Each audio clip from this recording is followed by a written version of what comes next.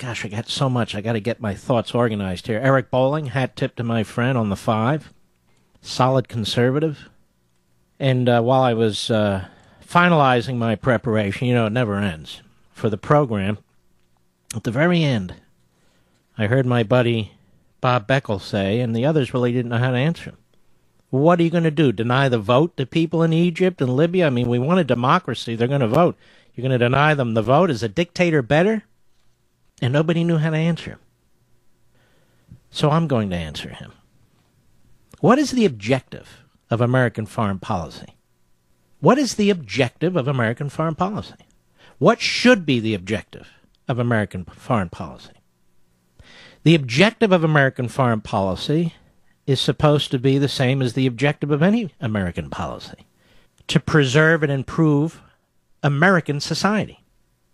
It's not to promote a false democracy here and there so we can say they don't have dictators anymore. Let me be absolutely blunt about this. If Mubarak staying is in our best interest, or was, versus the Egyptians having a vote in which the Muslim Brotherhood gets 25 or 30% and then takes over the country, then little d democracy in Egypt is not in our best interests, is it? That's the problem with the democracy movement, or the democracy project, or whatever name you want to pin on it. The objective of American foreign policy is American-centric. Now, that doesn't mean promoting liberty and democracy in certain parts of the world shouldn't be pursued diplomatically, perhaps in other ways, or not at all. But to have this philosophy where we're going to run around and promote elections everywhere, and by doing so, open the door to terrorist groups and enemies of America, well, that's not supposed to be American foreign policy, because it does not preserve and improve our society.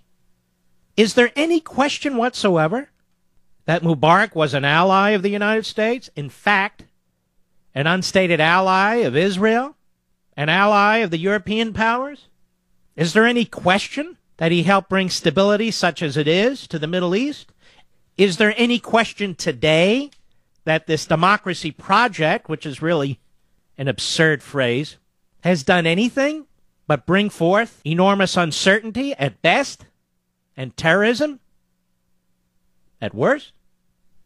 You see, the doctrine, our foreign policy doctrine has to be to promote America, preserve America, not to go around the world and institute governmental systems that in the end are pointless or worse.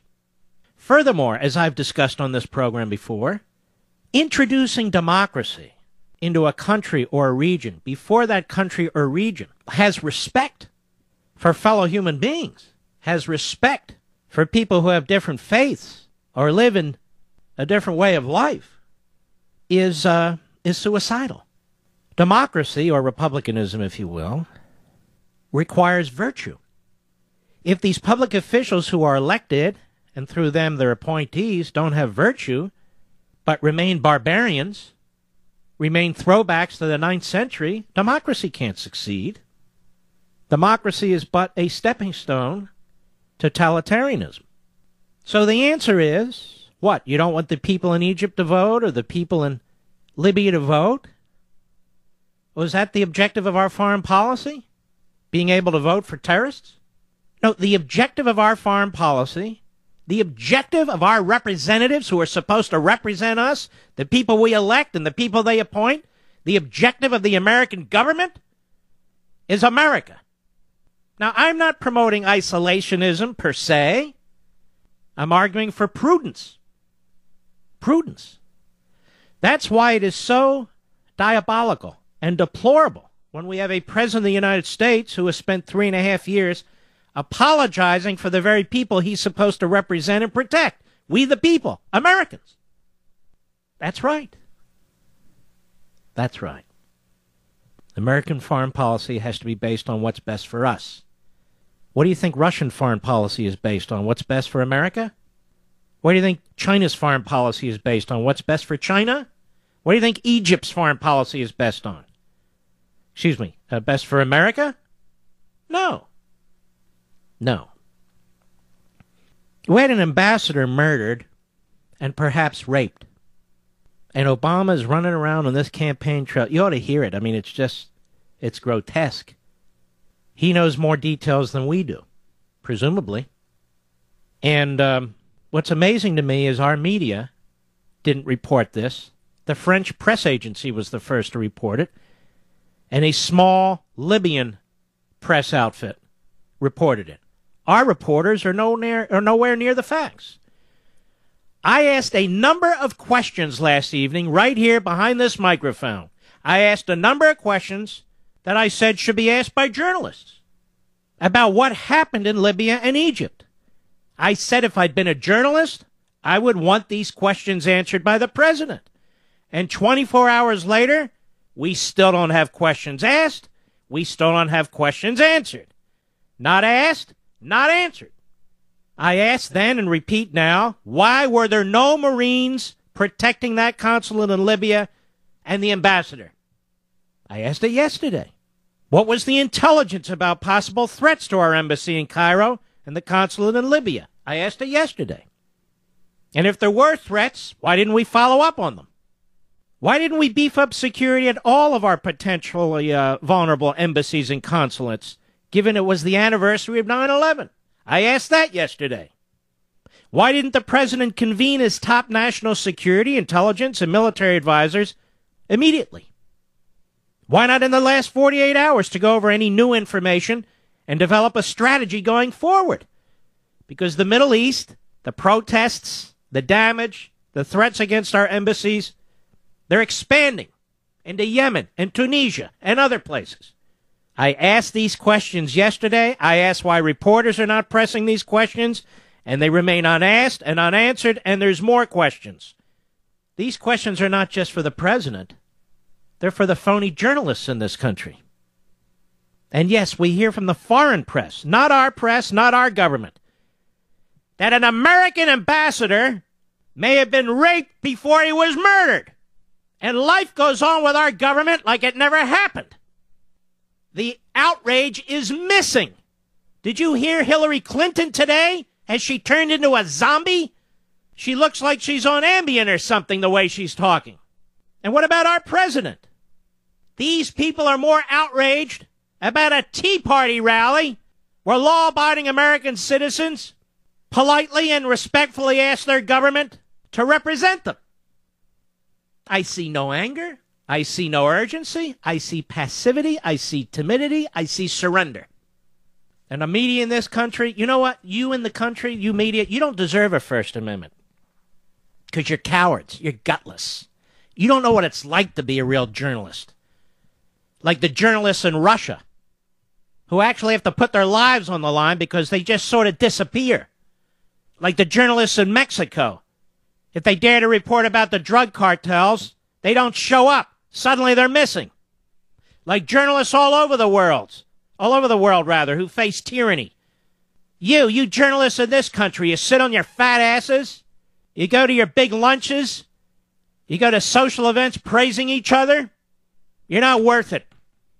You're not worth the First Amendment. Our men and women in uniform fight. Fight so we have a free press. And look at you, you're pathetic. So our administration can't even decide if Egypt's an ally or not. President says, well, not an ally, not an enemy. Tells Telemundo, has time for Telemundo, time for 60 Minutes, time for some DJ in Florida, time for all that. Not time for the Prime Minister of Israel who's about to go to war. Nah. And running around telling jokes and fundraising. I don't know, America. Do you think we need a more serious president? At a minimum? Is Egypt an ally or not? Obama said this, cut one, go. They're the current Egyptian regime an ally of the United States? I don't think that we would consider them an ally, but we don't consider them an enemy. All right, that's enough of that. Then the State Department, equally as inept, they have to run around and try and fix it. Cut 10, go.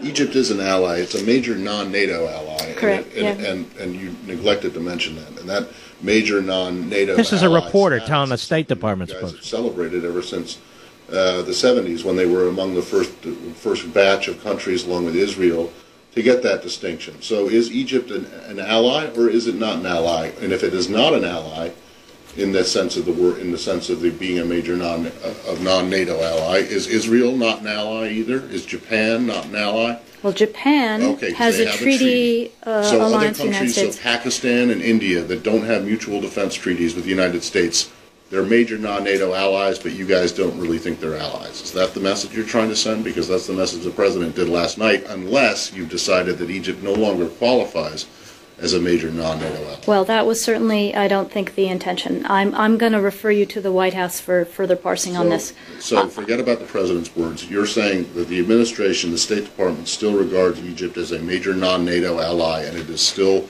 a recipient of all the privileges that entails. Yes.